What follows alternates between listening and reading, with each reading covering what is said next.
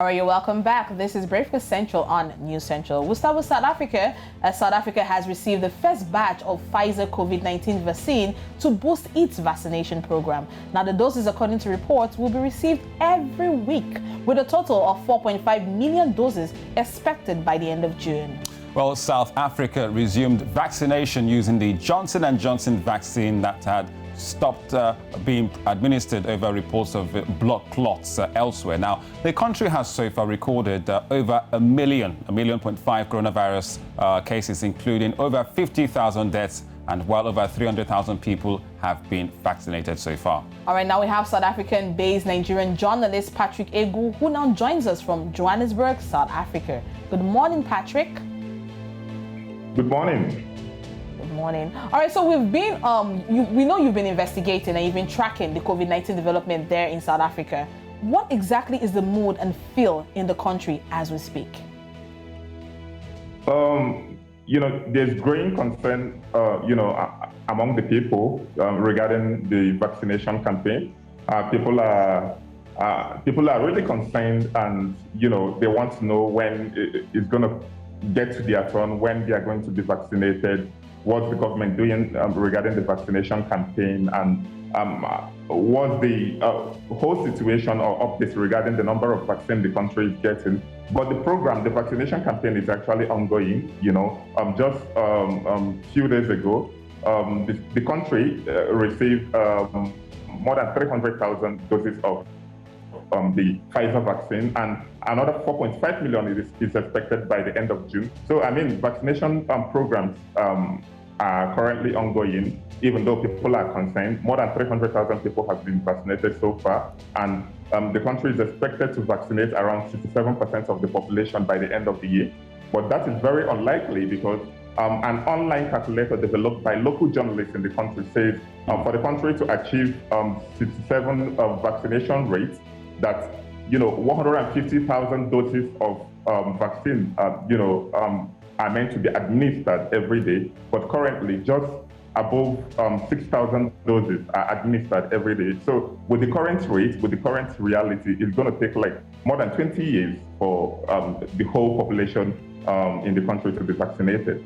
Well, Patrick, we know that South Africa, is a country in Africa that was the worst hit, when it comes to COVID-19 pandemic last year. Now, with the vaccines arrival now, tell us what the arrival of these vaccines, particularly from Pfizer, means for the country at this time. Okay. It means that, massive vaccination campaigns will currently begin in the country. This currently a boost for the vaccination program in the country. More than 300,000 doses arrived a couple of days ago. Another 4.5 million doses are expected by the end of June. So it's going to boost their, vaccination campaign. There are currently more than 2,000 vaccination sites where these vaccination programs are ongoing, being carried out by experts, by healthcare workers, and the rest of them. But currently, frontline health workers are the ones receiving the vaccines at the moment, and people above the age of 60 years. The vaccination program is actually going on in phases. You have phase 1, phase 2, and the final phase, which is the third phase, where the country is expected to vaccinate the whole population, which is 60 million here in South Africa. But among the population, there's growing concern when they are going to be likely going to be vaccinated, when it's going to get to their turn, and what the government generally is doing regarding, acquiring more vaccines from Johnson & Johnson, from Pfizer, and from other sources, including the WHO. Okay. All right. Now, looking at the Johnson & Johnson vaccine, the reported case of blood clot with that particular vaccine, Johnson & Johnson, prompted a halt in its use at some point in South Africa. Now, do you see South Africans fully accepting this one, which is called the Pfizer vaccine? And is the country planning on continuing the use of the J&J as well? Yeah, you're right. It was suspended in April, but the vaccination, because of the reported blood clots in the US, but the vaccination program has resumed again.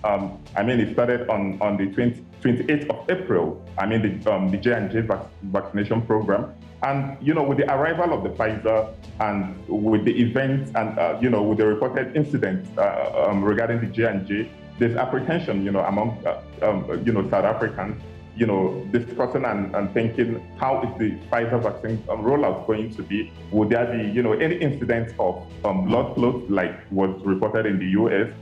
Would there be any reaction, apart from the blood clots? Just general apprehension like we have in other countries that are rolling out vaccines, even including in Nigeria, where people are not, scared to get the vaccine regarding, especially with the high rate of misinformation and all that. But the vaccination program is currently ongoing here in South Africa. There's currently an online portal where you are meant to register. When you register and when it gets to your turn, you'll get a notification via SMS or email for you to come to receive your vaccine. But currently, frontline health care workers are the ones receiving the vaccine, and people above the age of 60 years. All right. Well, you were doing the math with your discussion there, Patrick, and you said based on the figures and with the population of 67 million and what they've been receiving so far from J&J and even from Pfizer, it will take about 20 years to vaccinate the whole of the population. We don't think South Africans have that kind of time, do they? Come on. That's just an estimate. Like I said, an online calculator developed by local journalists in the country says for South Africa to achieve herd immunity, and herd immunity is, vaccinating 67% of the population. And for South Africa to achieve that, 150,000 doses of the vaccine are meant to be administered every day.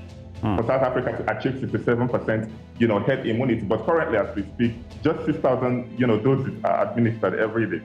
So according to the calculator, with the current rate, with the current 6,000 doses being administered every day, it's likely going to take more than 20 years for the for the country to get to herd immunity, which is 67%.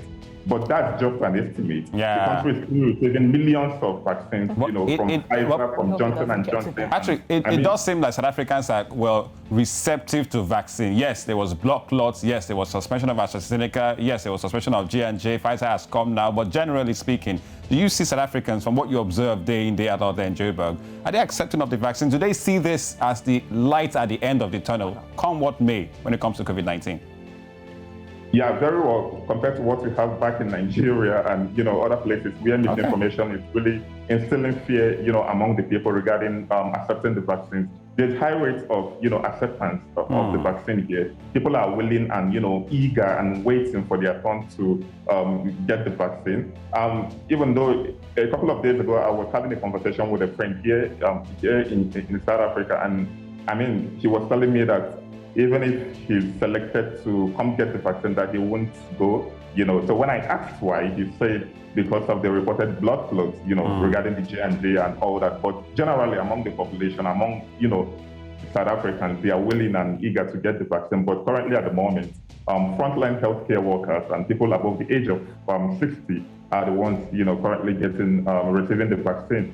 Then by May 17th, people above the age of 18 would be considered for the vaccine. That's the current situation at the moment. All right. Thank you very much, Patrick Egu, Nigerian journalist based out there in South Africa with the latest in terms of the country receiving the first batch of the Pfizer vaccine. Thank you very much for coming on Breakfast, Patrick. Alrighty, I mean, look, so in Africa, already there's some speculations of some religious leaders who are going against taking this vaccine, and that makes me that begs the question. I mean, people who are really, really religious and who follow these religious leaders, quote unquote, will they also be vaccinated? Will they willingly carry their general right hesitancy? And left legs? It's not just left for religious hesitancy. There's also, some skeptical hesitancy that has nothing to do with your pastor or your imam or whatever you believe, so to speak. Well, because of the side effects that we've heard of around the world, I mean, outside Africa, a lot of people are skeptical about taking the vaccines. Well, people are saying that if the ones that are in Obodo Yibu, if they're having coma for inside their own vaccines, then how much more us who are in Africa, who coma is irregular for us on the regular It's good to know that South Africans are receiving it and they are quite receptive to it. Right then, you are still watching Breakfast Central on News Central with Olisa and Oluchi. Don't forget you can follow us on all social media platforms. We're on Twitter at News Central TV, Instagram, Facebook, and also watch us live on YouTube. Now, speaking of live, we live in a digital age, and this means that we wake up every day to see and hear big happenings that go on to trend and even make the news for hours and even days. Now, let's bring in Elizabeth Musa for the latest trends across Africa. Good morning, Elizabeth.